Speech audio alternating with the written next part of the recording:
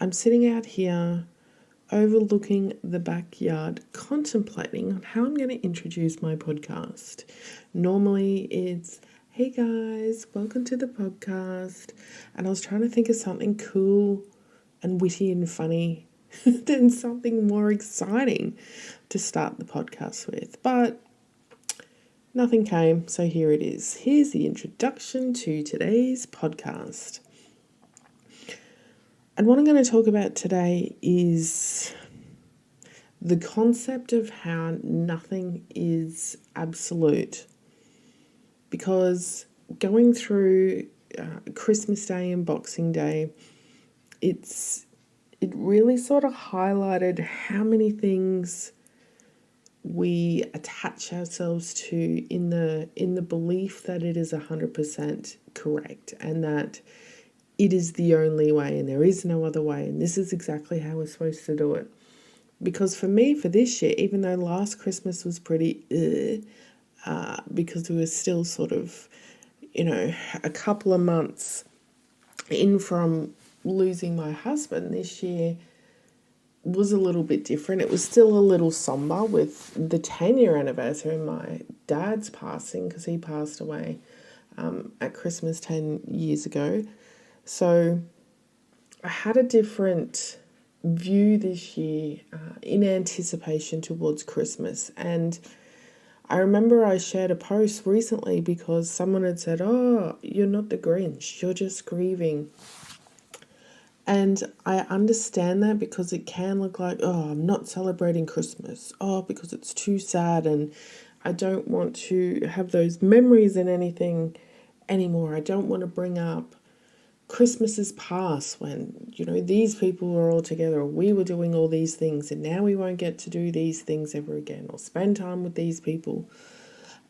And there is definitely a element of truth to that, but there's also a couple of more layers that I sort of found leading up to Christmas this year was the way that the expectations are created in receiving and giving gifts and purchasing things and buying things and making things and doing things.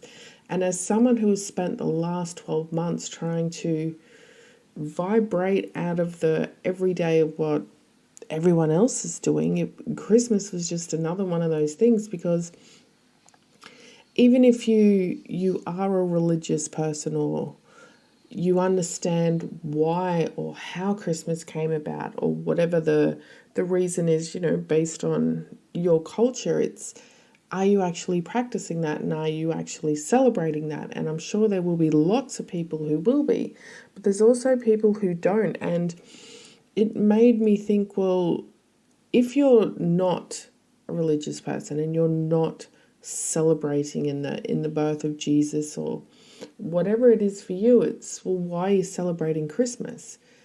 And then I understand that it's based on, getting all your family and your friends together and being part of a community and showing love for each other and giving and helping and eating and doing all these things together. And that's beautiful and lovely and a wonderful sentiment. But like with most things, I'm sure the intention originally was there to really try and cultivate the essence of what it's supposed to represent. But we get to this place now where it can be the opposite for people, where instead of it being a joyous and beautiful experience, it can be tough, it can be sad, it can be depressing, it can be stressful, like worrying about buying things if you don't have money for, or having to go to so many places on one day, or making sure that this person's happy with this person because that person's not talking to that person, or seeing people that you don't want to see that you only have to see once a year. It can go to that other extent where it's like, this isn't a fun and beautiful time of coming together and sharing and giving. It's become a time of stress and not fun and not something that you look forward to. And I know we're always going to have both sides of that experience, where people are going to really enjoy it and really love it, and there's going to be people who aren't, who are going to possibly suffer. But apart from that aspect of it, it's the way that it has been created and the way that we believe that it has to be. With me being someone who's really vibrates out of doing things because everyone tells you you have to me, it's just another one of those things that has just evolved into something that's just expected. So on Christmas Day, you say Merry Christmas to people. You know, on the lead up towards Christmas, you buy presents for all these people and they buy presents for you. And then, you know, sometimes you've got to buy presents for people you don't really know or you don't really want to. And you repurpose gifts that you may have got last year, or you buy things that you think, oh, that'll do. I've ticked that box. And like, I'm sure all of you have experienced that, where you've received a gift and you know it was something like, oh yeah, it's because they don't really know me, or something that they've just done to make sure there was a gift under the tree. And I know I've done that before. It's like, okay, I've got to have this many gifts or this amount of things or something for this person, and oh, I need one more thing because that's not balanced up. Okay, I'll just get this. And there's no more thought behind it, or this person could really use that, or this could be something that they really want. And I know this isn't the case for everyone. I'm being extremely general,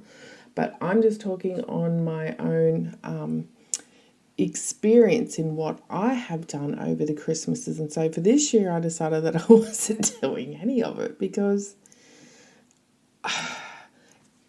with my, and people may call it like the kids do, they called me the Grinch this year, and I'll wear it. I don't mind. I think that if you are purchasing things for people and you like purchasing things for people, you can do that whenever you want.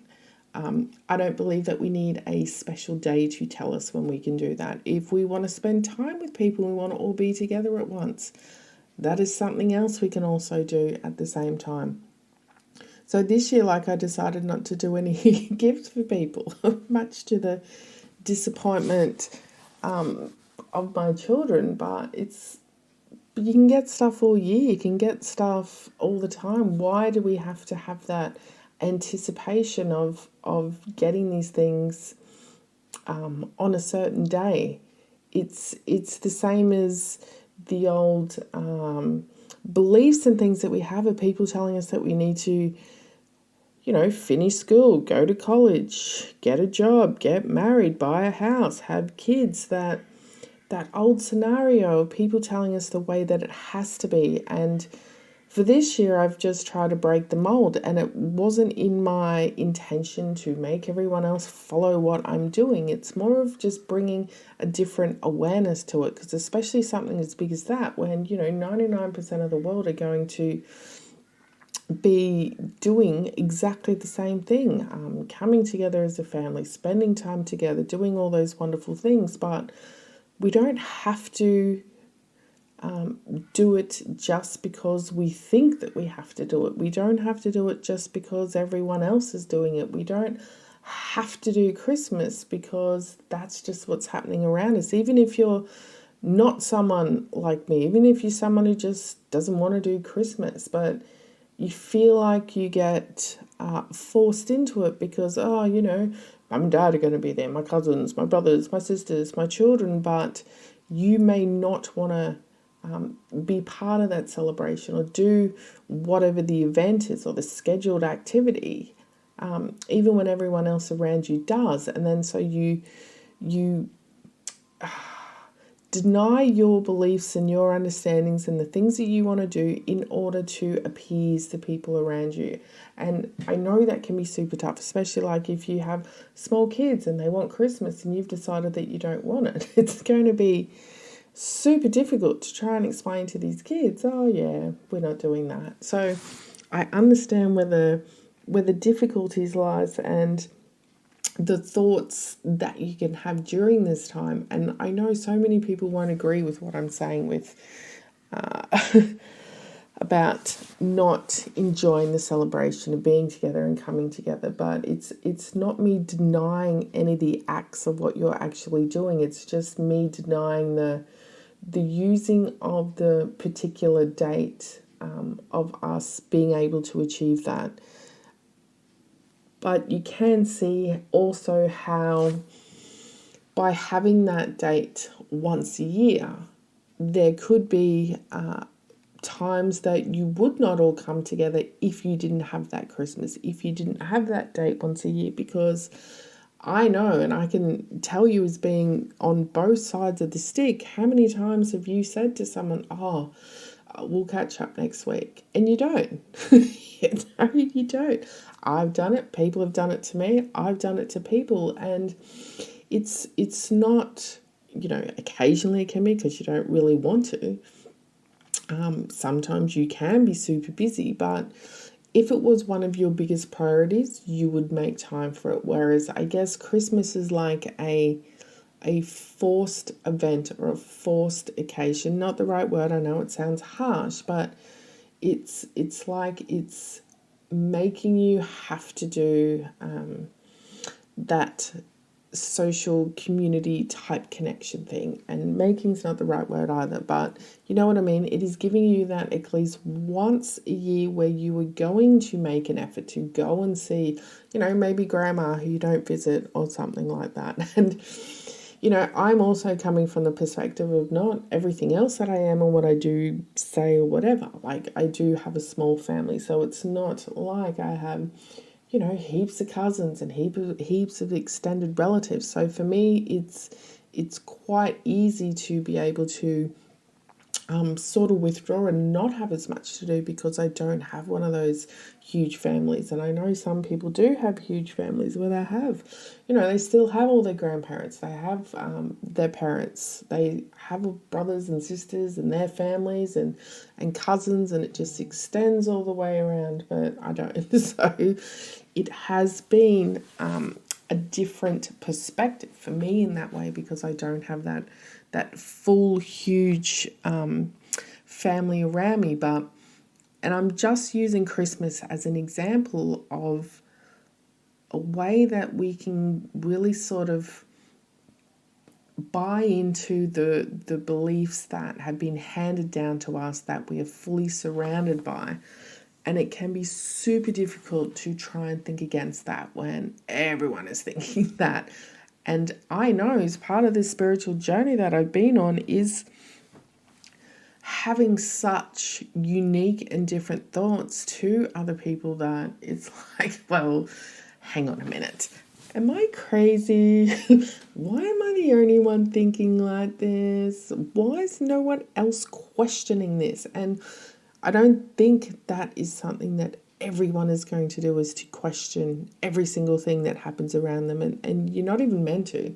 But for me, because I've always been someone who has questioned things, and only recently, like so much even more to the level of things that, literally make no sense. But it just really highlights the way that there's so much around us that we don't even realize that we've just been accustomed to without ever raising question to it. And we could go down the rabbit hole and talk about so many different things in this way, like going to school or going to work and having a job and paying your bills. And there's so many other ways we can look at these ways that we've been taught of how we live our lives, how we're supposed to be doing things in a certain way. And I do feel we're heading more towards that control element outside of us.